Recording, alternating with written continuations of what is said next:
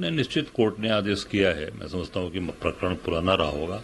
मेरा आग्रह यही है सरकार से कि उनको कहीं न कहीं जो उनकी जिनकी दुकानें टूटी हैं या जिनके घर टूटे हैं उनको पुनर्वास कराया जाए, उनको जगह दी जाए और उनकी दुकान और मकान कहीं न कहीं उनकी व्यवस्था की जाए।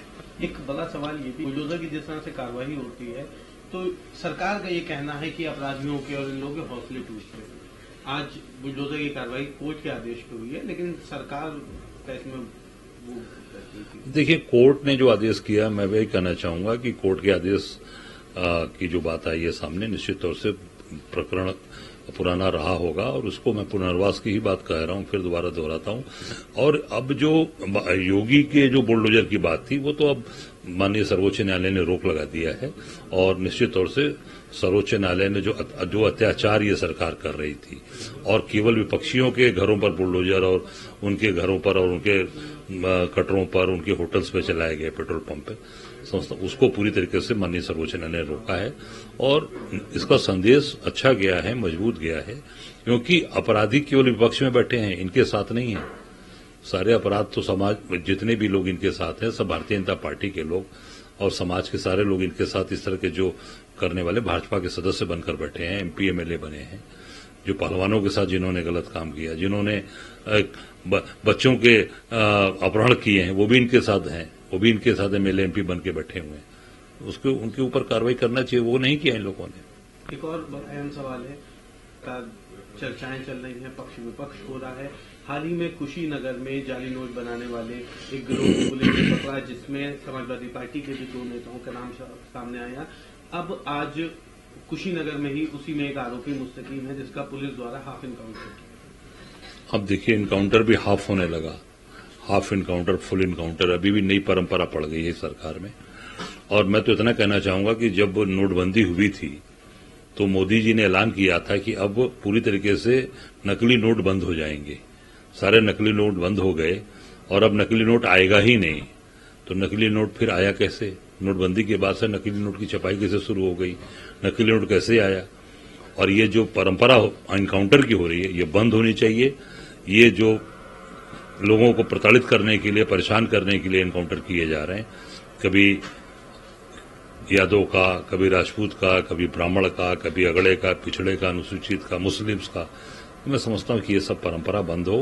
उनको न्यायालय है, न्यायपालिका उनके साथ न्याय करेगा और निश्चित तौर से न्यायपालिका पर विश्वास रखना चाहिए। मुख्यमंत्री योगी आदित्यनाथ हाल ही में कई जगहों पे सोशल मीडिया पे तमाम तरह के वीडियो सामने आए, खाने में थूकने के या इस तरह की चीजों को लेकर के, तो उन्होंने इस पर आदेश दिया कि जितने भी रेस्टोरेंट हैं, होटल हैं, इन सबकी कैमरे से मॉनिटरिंग करवाई जाए, सीसीटीवी मॉनिटर होना चाहिए, वहां पे जो भी कर्मचारी हैं उनका सत्यापन होना चाहिए, होटल रेस्टोरेंट के बाहर खासतौर पे नाम लिखना बहुत आवश्यक बताया उन्होंने। देखिए, जीएसटीएन में सभी चीजें दर्ज होती हैं, सबके नाम होते हैं, वो जो आपका रजिस्ट्रेशन उसमें सारी चीजें हैं, और उसको बार बार इस तरह से उठाना, बार बार केवल नाम लिखवाना, ये मैं समझता हूं कि ये लोगों को प्रताड़ित करना और परेशान करने के लिए सारी चीजें की जा रही हैं, जो जिससे आम जनता को सुविधा हो सके, आम जनता को, आम व्यापारी को, गरीब आदमी को, रेहड़ी ठेला खुमचा वाले को जिससे मिल सके, जिससे ढाबा होटल को सुविधा मिल सके, वो कानून बनाइए। ऐसा कानून बने जिससे सरकारी शोषण बढ़े और पुलिस का अत्याचार और पुलिस उसका शोषण करे। एक और बड़ा है जो नवरात्र में रामनवमी माहौल हो, इसको लेकर के तमाम तरह की तैयारियां की गई हैं। उत्तर प्रदेश संस्कृति विभाग की तरफ से कहा गया है कि दुर्गा चालीसा, दुर्गा सप्तमी, अखंड रामायण का पाठ हर जगह सुनाई देगा। इस पर कई विपक्ष के लोगों का ये कहना है कि जिस तरह के नवरात्रि को लेकर के किया जाता है, इसी तरह की चीजें जो हैं वो रमजान या मुहर्रम में भी की जानी चाहिए। किस तरह से? देखिए, मेरा स्पष्ट मत है कि धर्म आस्था का प्रश्न है, आस्था से होता है, सरकार के नियम कानून और आदेश से नहीं होता। चाहे वो हिंदू वर्ग हो, चाहे मुस्लिम वर्ग हो, चाहे सिख हो, चाहे ईसाई हो, आस्था है, आस्था के साथ करना चाहिए और आस्था ही सबसे बड़ी हमारी ताकत है, चीजें हैं।